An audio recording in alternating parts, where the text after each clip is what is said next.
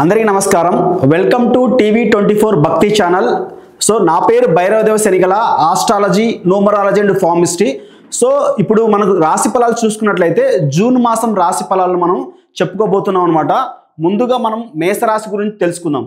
So మేషరాశి చూసుకున్నట్లయితే అంటే స్టార్టింగ్ ఇప్పుడు 1 నుంచి 10వ తేదీ వరకు మనకు శుక్రుడు లగ్నంలో ఉంటాడు. అంటే శుక్రుడు మాసాంతం కూడా లగ్నంలోనే ఉంటాడు. తర్వాత చూసుకున్నట్లయితే 10వ తేదీకి రవి నుంచి బుధుడు చేంజ్ అయిపోయి గురువుతో కలుస్తాడు. తర్వాత వచ్చేసి మనకు కుజుడు వచ్చేసి అక్కడ నుంచి మళ్ళీ కేతుతో కలుస్తాడు. 10వ తేదీన మనకు కేతుతో సింహంలో కలుస్తాడు అనమాట. గురు కేతుల కంజంక్షన్ అనేది చాలా బాగుంటుంది సింహంలో. 10వ తేదీ వరకు ఒకలాగా కుజుడు 10వ తేదీ నుంచి ఇప్పటి వరకు కర్కాటకంలో ఉన్నాడు కుజుడు. 10వ తేదీకి వచ్చేసి సింహంతో కేతుతో కలుస్తాడు. సో రవి కూడా ఇక్కడ మనకు బుధుడు కూడా గురువుతో కలుస్తాడు అన్నాడు 10వ తేదీ తర్వాత మళ్ళీ ఇక్కడ చూసుకున్నట్లయితే 23వ తేదీ నుంచి మనకు బుధుడు వచ్చేసి విడిపోయేసి కర్కాటకంలోకి వస్తాడు. సో ఈ యొక్క మార్పు అయితే ఉందన్నమాట. రాహుకేతువులు మారరు, శనేశ్వరుడు మారరు, గురువు మారరు అనమాట. సో 1వ తేదీ తర్వాత 10వ తేదీకి బుధుడు చేంజ్ అవుతున్నాడు. 23 నుంచి తర్వాత మళ్ళీ మనకు బుధుడు కర్కాటకంలోకి వస్తున్నాడు, కుజుడు చేంజ్ అవుతున్నాడు. అంటే ఒక 3 మార్పులు అయితే ఉన్నాయన్నమాట. సో ఈ మేషరాశికి ఏలినాటి శని నడుస్తుంది అనమాట. ప్రజెంట్ చూసుకున్నట్లయితే శుక్రుడు లగ్నంలో ఉన్నాడు అంటే మేషరాశి కానీ మేష లగ్నం కానీ. సో శుక్రుడు లగ్నంలో ఉన్నాడంటే ఏంటంటే వాళ్ళకు అంటే శుక్రుడు కూడా ఒక గురువు లాగే అనమాట. అంటే గురువు వచ్చేసి జ్ఞానానికి కారకుడు, శుక్రుడు మోహానికి కారకుడు, ఎంజాయ్మెంట్కి కారకుడు అనమాట. సో కొంచెం మోహానికి అలాగే ఎంజాయ్మెంట్కి కారకుడు అవుతాడు శుక్రుడు. సో బాగా అంటే భార్య పిల్లలతో మంచిగా విందు వినోదాలలో బాగా పాల్గొంటారనమాట. ఇలా పేరు ప్రతిష్టలు కూడా బాగానే ఉంటాయి. కాకపోతే ఏంటంటే ధనం ఖర్చు అయ్యే ఛాన్సెస్ ఉందన్నమాట.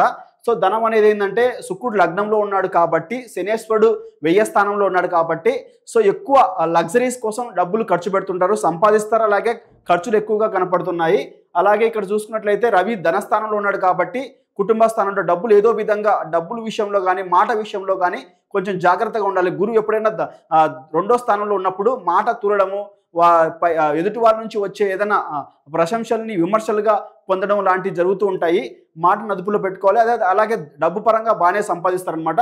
కానీ గురువు 3లో ఉన్నాడు కాబట్టి గురు బుధువులు 3లో ఉన్నట్లయితే మనకు 3వ స్థానం అనేది పరాక్రమ స్థానము, అలాగే విక్రమ స్థానము, పరాక్రమము, అలాగే ఎదుటి వాళ్ళ దగ్గర మనం ఎలా ఉంటామనే దాని గురించి చూస్తాం. సో ఈ 3వ స్థానంలో గురు బుధువులు ఉన్నట్లయితే అది చాలా బాగుంటుంది. అలాగే నా 5వ స్థానంలో కేతు ఉన్నాడు, గురు కేతువులు ఉన్నారు.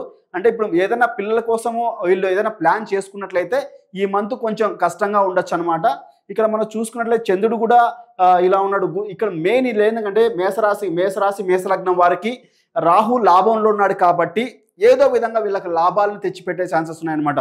ముఖ్యంగా చెప్పుకోవాలనుకుంటే లగ్జరీస్ కోసం బాగా చేస్తారు, ఇంట్లో కుటుంబ సభ్యులతో బాగా అన్యోన్యంగా ఉంటారు, డబ్బులు బాగా సంపాదించగలుగుతారు. కానీ ఖర్చు కూడా ఎక్కువగా పెడతారు. ఏదైనా అయినప్పటికీ వీళ్ళకి ఏంటంటే కొంచెము శని 12లో స్థానంలో ఉన్నాడు కాబట్టి ఏలినాటి శని నడుస్తుంది కాబట్టి సో వీళ్ళు ఏంటంటే ఖర్చులు ఎక్కువగా ఉంటాయి. కొంచెం పనులు అనేది కూడా డీలే అవుతాయి. బట్ ఏంటంటే శుక్రుడు లగ్నంలో ఉన్నప్పుడు ఆ పనుల నుంచి కొంచెం ఈజీగా తీసుకురావచ్చు. రాహు కూడా లాభంలో ఉన్నాడు కాబట్టి సో ఈ జూన్ మాసం అంతా వీళ్ళు ఏదైనా పరిహారాలు చేసుకున్నట్లయితే ఎక్కువగా శనీశ్వరుడు 10వ స్థానంలో ఉన్నప్పుడు మనం కాలభైరవాష్టకం చదువుకుంటే మంచి ఫలితాన్ని ఇస్తుంది. అలాగే కాలభైరవాష్టకంతో పాటు ఆంజనేయ స్వామి దండకాన్ని కూడా చదువుకోవడం మంచిది.